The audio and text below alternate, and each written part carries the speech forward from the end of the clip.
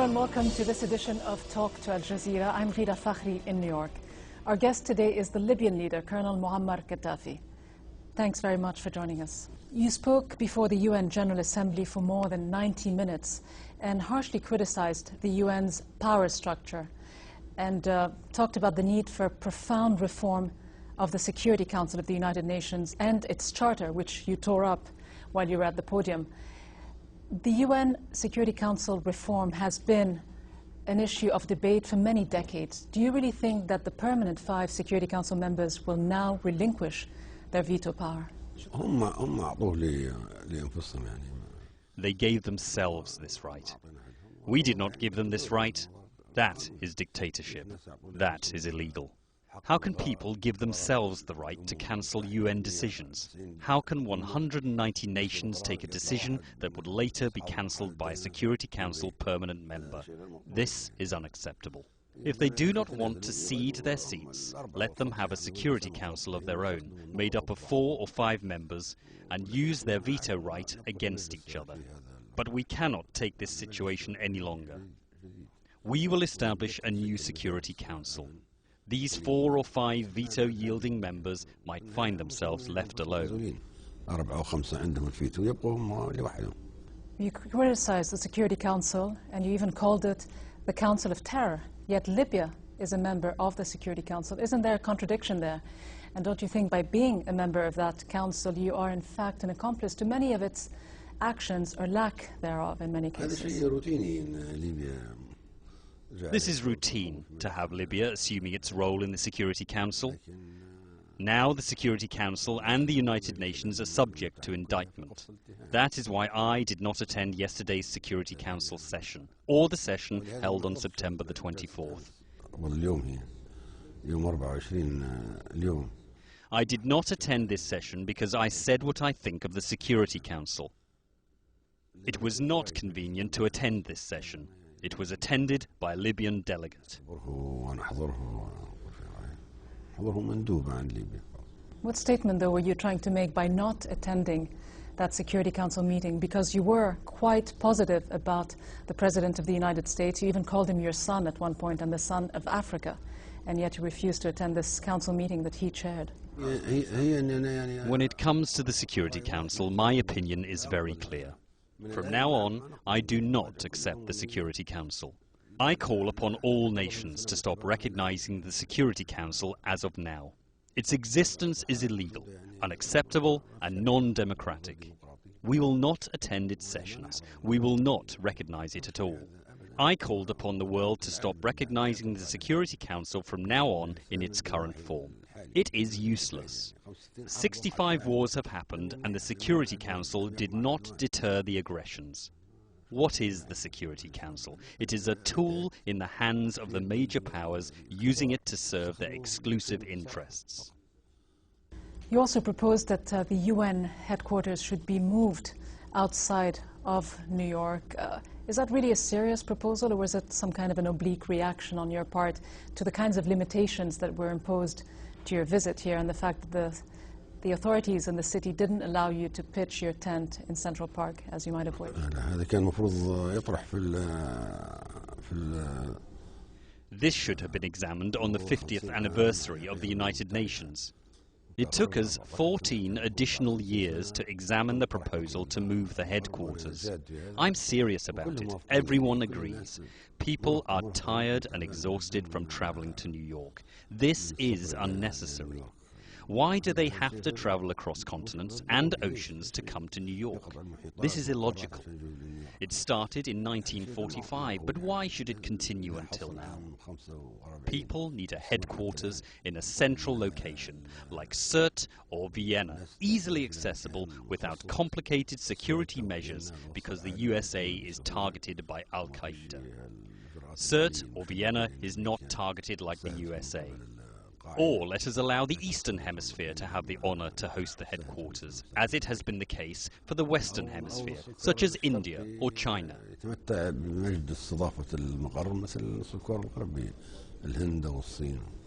Why did you decide to attend this year's UN General Assembly session, having been in power for 40 years and not done so before?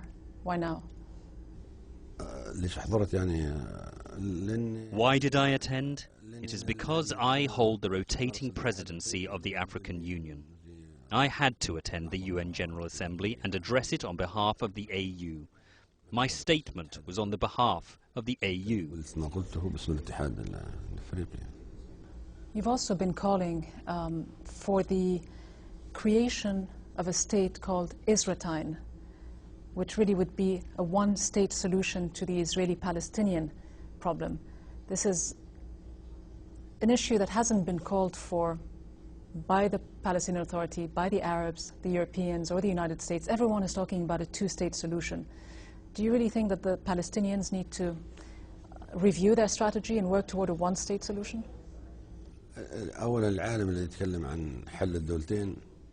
Those who talk about a two-state solution do not know the demographics of the region. They do not know that the establishment of a so-called Palestinian state will mean Israel will have a depth of 14 kilometers. The Israelis will not accept this. It is not possible to have two states. They do not know how interconnected they are. Neither is it possible to separate the two states. They are intertwined. There are 1 million Palestinians living in the 1948 territories in so-called Israel. There are 500,000 Israelis living in the West Bank. Gaza is isolated. How can you say two states? They are integrated and torn up. They constitute one state now. They should ensure the return of the Palestinians who were expelled. Weapons of mass destruction should be abandoned. The problem will end there. Another reason is that many parties want to get rid of this problem in any possible way, in order to say that this problem is over.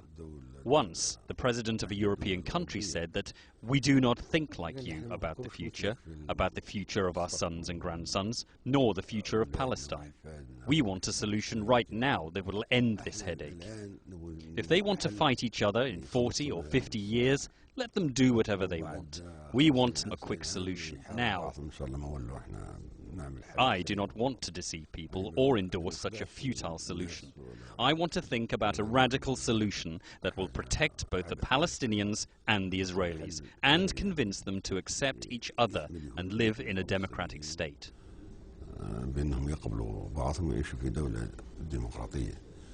But is it a realistic solution, though? The President of the United States has been calling for two states living side by side. In fact, this time President Obama went even further than his predecessor by calling on Arab states to recognize Israel as a Jewish state, which would have major implications on the right of return for Palestinian refugees and possibly the likely expulsion of 20% of Israel's Arab population. Do you think that President Obama is really serious about bringing peace to the Middle East between these two countries?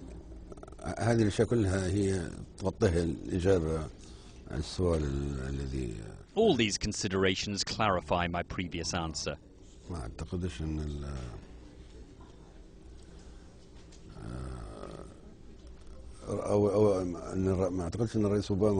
I do not think that President Obama is fully aware of this problem. It was not part of his concerns. He was a senator and was concerned about the state he represents, the US people and internal matters. Thus, he does not know everything about this cause. He might be able to understand it in the future. As I said earlier, it is totally impossible to have two states. But Obama does enjoy a lot of goodwill from the international community. You were also praising him during your General Assembly speech. Do you think that he is able to and willing to put enough pressure on the Israeli side to bring about that kind of long-lasting peace between the two? No one can exert pressure on the Israelis. They are the ones who can put pressure on the USA, and not the contrary. What about the Arab countries? Shouldn't they be doing more? The Arabs know that what they're doing now is not the right thing to do. When they sit alone, they admit it. However, they are riding this wave, calling for the Palestinians' rights to have their own state. This is not easy. First of all, there is the Dimona nuclear reactor and Israel's ownership of weapons of mass destruction. No one raised this issue. This is extremely dangerous. How can the Arabs and even the Muslims recognize the so-called Israel while it owns a nuclear arsenal? This is impossible, unless they also enjoy the right of having their own nuclear arsenal. There is also the refugees problem. There are 4 million Palestinians who should return. This is the basis of the problem.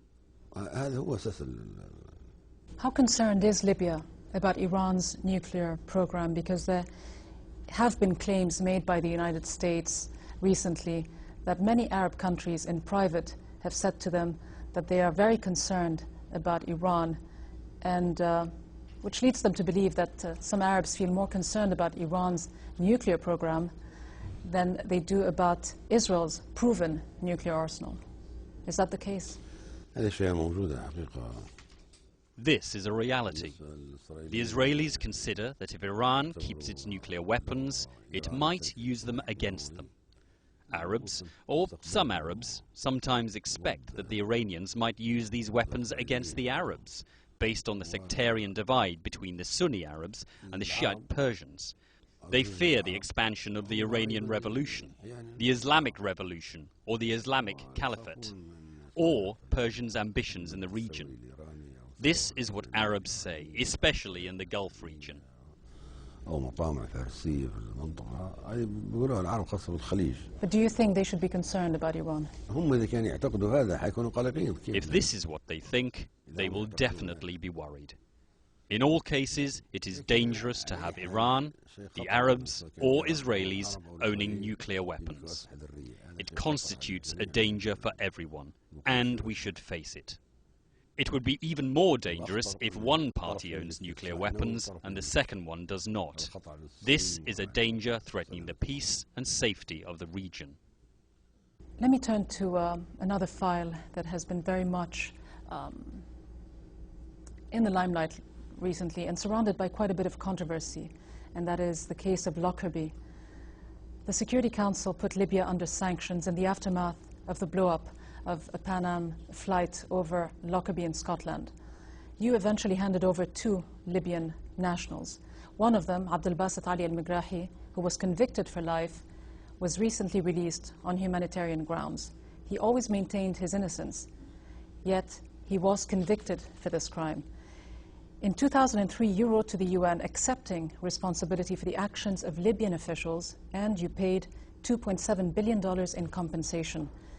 In 2007, though, the Scottish Criminal Cases Review Commission concluded that there might have been a miscarriage of justice. Even though al-Megrahi has been released, will you still appeal? Do you still feel that he, and by extension Libya, and yourself, Colonel Gaddafi, were on trial and were unfairly convicted? The Lockerbie problem is over, at least from the legal point of view. It is over and part of the past.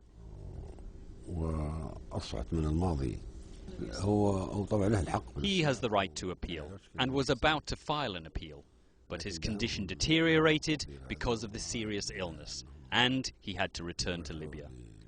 It seems that his return to Libya blocked the appeal. But would you like to see the case appealed? Do you still believe that Libya, at least in the court of public opinion in the West, has been unfairly convicted?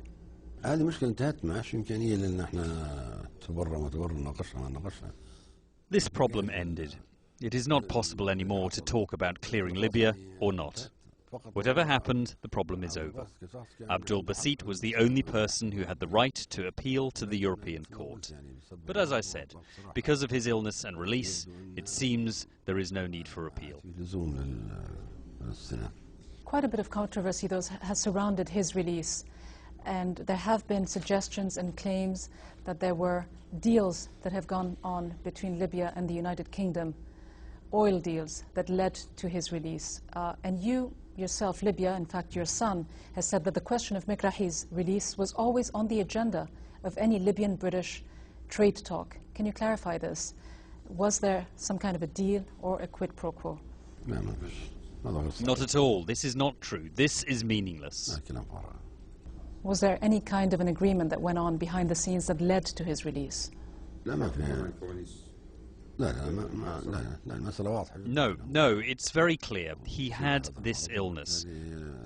Consequently, they were compelled to release him because of this disease. There was no deal or anything else. Let me move on to Africa and the role of Libya within Africa and your vision for that continent.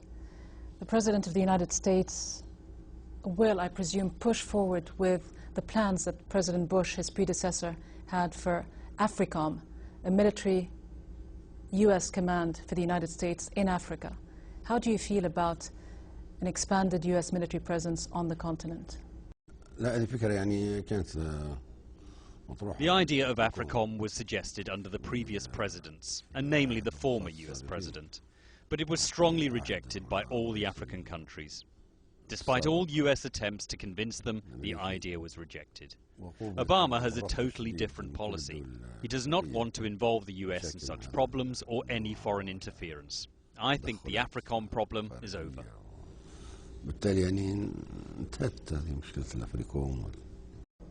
Do you believe that Obama will not pursue the same policy and in fact pursue this idea of having AFRICOM on African soil? And as Libyan leader and as chairman of the African Union, would you welcome such a move? How would you feel about this?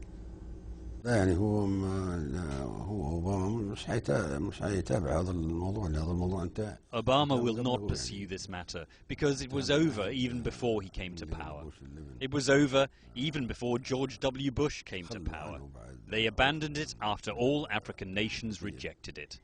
This matter is over and there is no need to raise it again.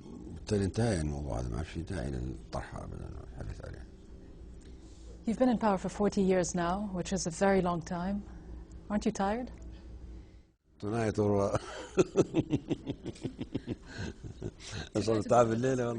feel more tired tonight than in the past 40 years. I have been out of power since 1977, when I gave the power to the people and the society of the masses was established. It is the people's rule. I was not assuming political or administrative burdens. The reason is that I have been out of power since 1977, when I gave the power to the people. The administration is managed by the popular committees. Politics is managed by the popular congresses that comprise all the Libyan people. Libya is self-managed by the people, the popular organizations and the popular committees. This is a direct popular democracy. The burdens fall on the people, not on me.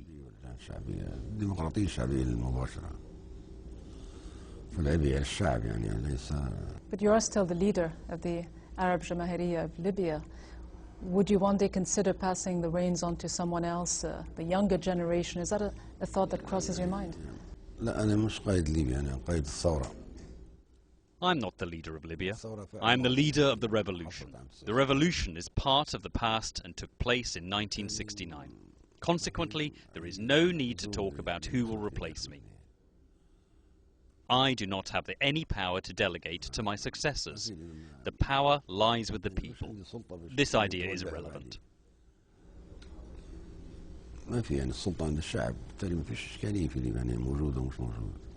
You say that you're the leader of the revolution, but don't you think that even a revolution needs new blood to sustain itself and revitalize itself?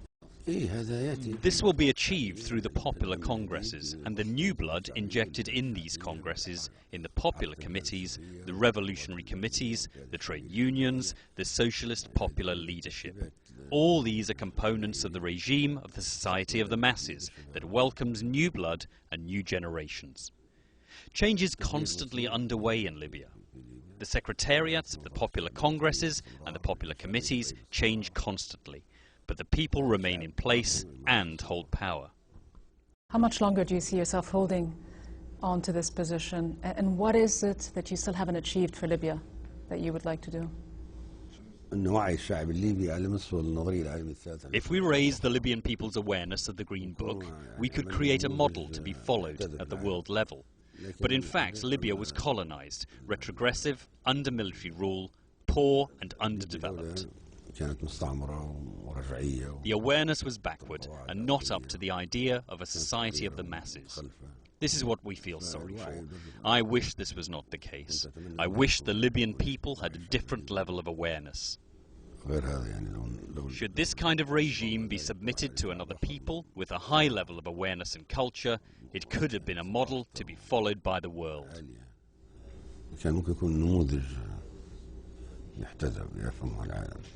Do you feel that Libya has now made that shift from so-called pariah status, at least in Western eyes, to being a full-fledged member of the international community and really playing a significant role there? Libya has never been isolated. If it was boycotted by the major powers, they say it was isolated. Libya enjoys diplomatic relations with all countries of the world, except the USA, after relations were severed. Britain severed its relations for a limited period of time and then resumed them. All financial and commercial relations, travel, etc., with all countries are good. The only thing that has been unjustly and oppressively imposed on Libya was the air embargo. But the air embargo disappeared later on because the countries were reckless about the Security Council decisions that became unjust, deceitful, and of double standards. That is why some countries abandoned the decision to impose an air embargo on Libya. This is what happened.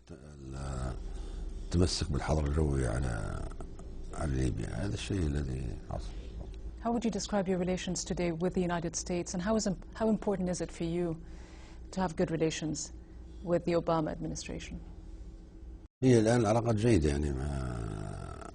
Nowadays, our relations with the US, Britain, and all other countries are good. I think it's beneficial for both the US and Libya to develop these relations. After bilateral diplomatic relations were resumed and the Lockerbie problem ended, the US companies that used to work in Libya before being withdrawn have returned to the oil fields. US investments are back in Libya.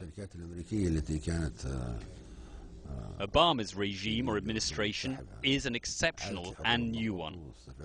Should things go towards change, as he has announced, I do not think anything will hamper developing our relations to the maximum. The USA did not benefit from the boycott. On the contrary, it lost.